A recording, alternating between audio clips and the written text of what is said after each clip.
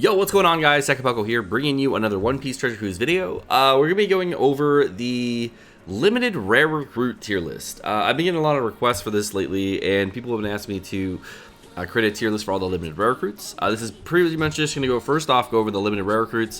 What I will add in later are like event characters, secret characters, and all those in order to get a more comprehensive list. But for right now, this should help you with the limited rare recruit characters, because these are characters that you pull for on limited rare recruit banners, and not so much the secret characters you pull for on other banners. A lot of which are outdated, etc., so you don't really use as much anymore. So without further ado, let's go and jump right into it.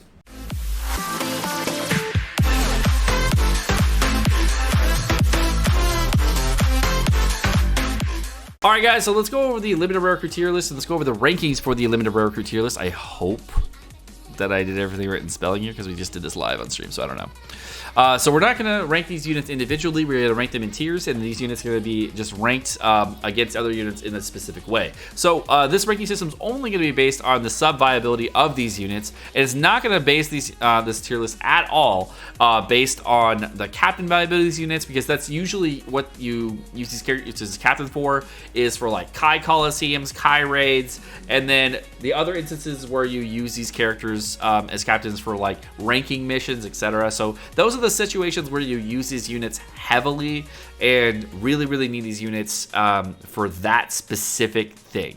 But beyond that, the reason to pull them for limited rare recruit units typically is because you want these units to grow on your account and still be good over a long period of time, use on different teams, etc. And these units are going to be ranked in either best in slot for like specific class teams, very useful for a lot of different teams, but not like the best unit you can bring all the time. Niche units are really good some of the time, but not useful almost everywhere else. And then trash units, of course, doo-doo. So it's going to be a pretty easy in cut and dry way to do the limited rare recruits. Now, this tier list right now is going to be grouped into different parts, so I'm going to be going over the best limited rare recruit characters, as well as the best event characters, etc. So the characters that you should farm and not farm, and I might do secret characters later on. We'll see. All right, guys, so we're going to be doing the limited rare recruit tier list, and I haven't like put everything in for my name and everything yet, so we'll do that because I'm just still doing this live. So the limited rare recruit tier list, we're going to start this off with the new Uso Land character. And this Uso Land character, if you did not know, is a very good character for shooter teams, but only for shooter teams. Beyond shooter teams, you're probably never going to use this unit. I really don't think that you would use this unit on any other team at all, but really good for shooter teams. As far as what he does, though, Uso Land is going to be a threshold damage remover, attack up remover, and end of turn damage / percent cut buff remover by 7 turns. So that's cool. That's definitely useful. And then if you guys if you have delay debuff protection on the boss, it's going to give you a 0.75 chain boost and then give you or beneficial enable for 3 turns. That part's not super useful, but the ability to remove the attack up as well as end of turn damage as well as percent cut and threshold damage reduction, all of that together is what makes him good. He's a utility character, and it's really rare to see a limited rare recruit that's like 100% utility and doesn't provide almost any damage. But no, since he does have that 0.75 chain boost, he does provide some damage. And I would have to say he is a best in slot unit just because he does a lot of different things for shooter teams. So definitely a great unit to have for those shooter teams. This next unit is going to be Hody. This one's questionable.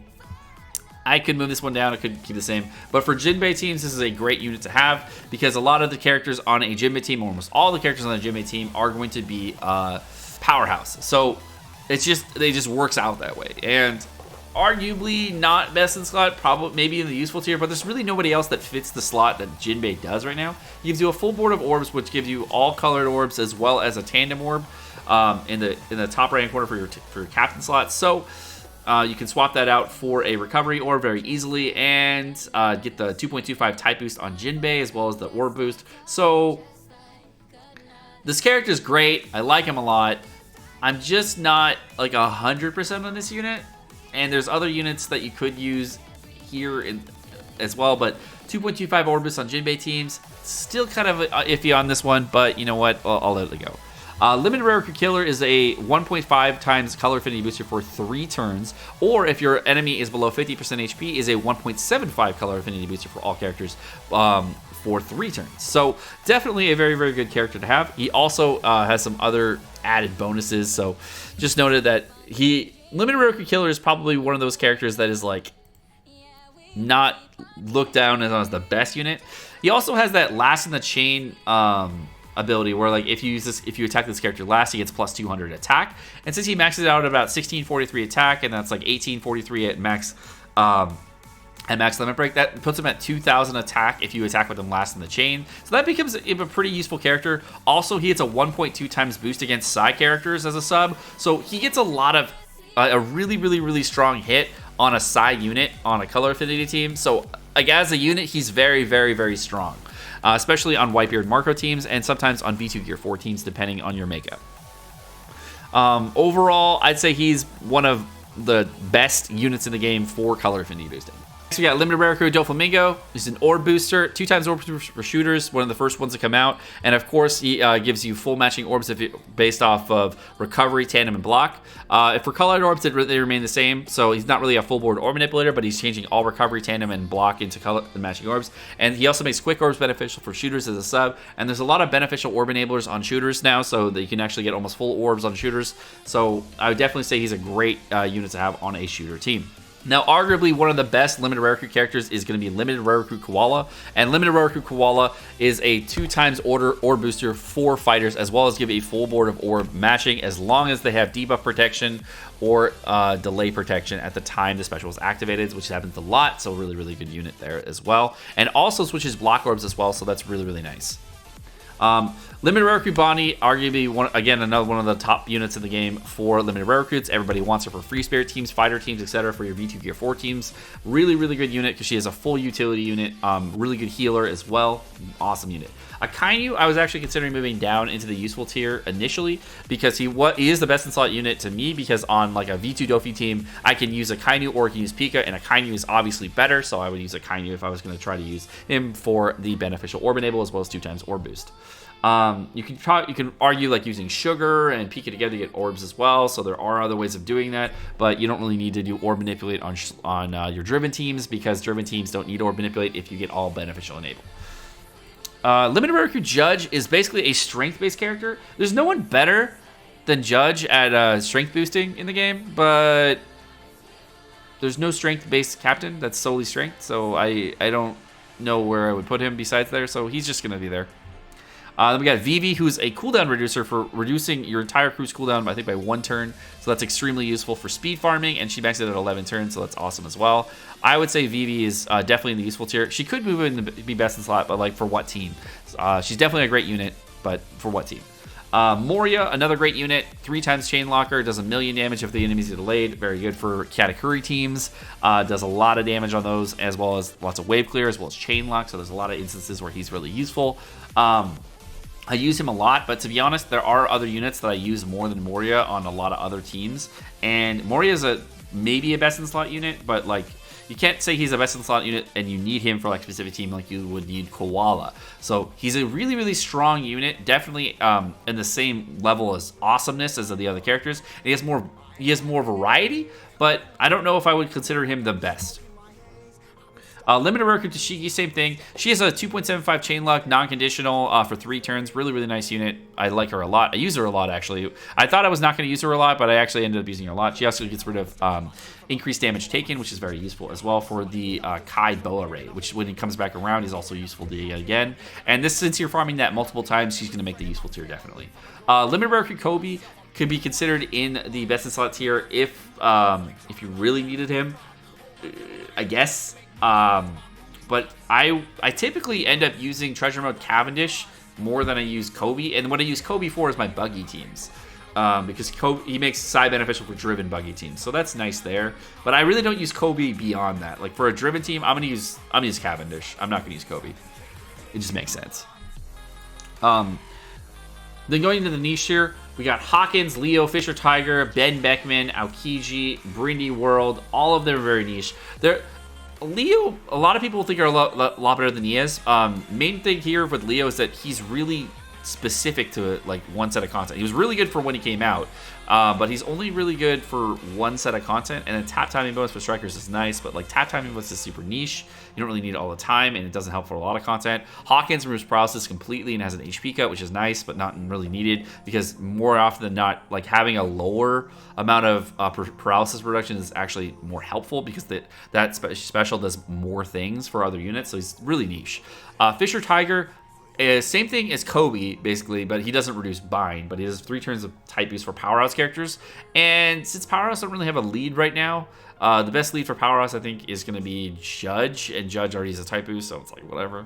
And the other one would be V2 Lucci or 6+ Lucci if you want for version 1 Lucci. Those are the other powerhouse leads if we're talking powerhouse, strictly powerhouse. So I really don't have a reason to use Fisher Tiger in any situation. Ben Beckman almost moved into the trash here, but then I realized that there could be a situation where you need a conditional boost that was delay down instead of defense down, and that situation could pop up, so definitely useful for that. Aokiji, good for having that 2 times type boost if you can't bring a type boost in the room for shooter teams, which definitely could be useful in certain situations. But not useful all the time, and I've only seen him useful like once or twice. And then for the trash limited rare recruits you really shouldn't be pulling for at all, and hopefully you don't get on your account instead of the other characters. We got Brandy World, Kizaru, Jinbei, Law, Arouge, and Kid. Now what's funny is that Jinbei used to be better than Legend Jinbei for limited rare recruits, which is really funny. There was a limited rare recruit character that was actually better than a Legend as a captain, which was very, very funny for a time. And then 6+ Jinbei came out, and obviously that changed. But limited rare recruit Jinbei really has no use in any set of content. Kizaru is really only use as a unit, is a boosted unit in certain content, and then the usefulness of that he has is because he has a lot of combo hits, and that's really the only use he has. Brindy World would be good if he didn't do 500,000 damage before he removed the barrier. What's funny is that Brindy World does the damage and then removes the barrier. So if a character has a barrier, he'll do 500,000 damage to the barrier and then remove the barrier. Like, he's fucking stupid. This is like the most ill-designed unit in the entire game. He came out probably over a year ago, and I'm still mad about him. I think I was mad about him because I used a friend captain limited rare for Brindy World on Kai Akainu. And I was like, oh, I'll just use limited rare for Brindy World, and then I'll get rid of the barrier and kill him for the death hit. And it did nothing because it just removed the barrier, but didn't kill him, and I was so triggered. I was so fucking mad. I'm still mad to this day. Arouge, trash unit, 2 times type booster for fighters if you're below 50% HP. Completely the opposite of Sanji. So arguably really good for V2 Sanji teams if you're below 50% HP, which does happen. But that is so situational that you're not going to bring a V2 Sanji team. So yeah, why would you even use some on the team? That's 3 type boosters on 1 team, and that's dumb. Then we got Kid, who's trash, 80% HP cut, and 2 times striker type booster, also trash. There's better rare recruits going to be coming out in the future, so just know that unit is doo-doo. You're probably never going to use them ever.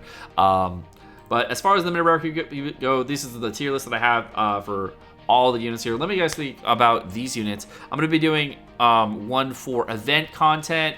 I'm going to be doing one for story mode characters, secret characters, etc. And I'm going to add them into this tier list, and so that as time goes on, I'll have things to update for this tier list for you guys, so you can see different things on different units and how I rank them versus other characters. And seeing how limited rare recruits and secret characters are basically subs for most teams, and then niche captains for certain content, this is probably the best tier list I can build for these guys. So again, let me know you guys think, what your comments are, what your thoughts are on different limited rare recruits, and if you guys think people should move up, down, etc. And I'd love to know your thoughts on them so that I can have more input to give everything here. I did this live on Twitch with a lot of people, so I was hoping that the group of people I had together would be helpful enough to build this with me and see if we can get like a lot of different spots. So if you guys want to join in next time, let me know. And you guys have a great rest of your day. Peace.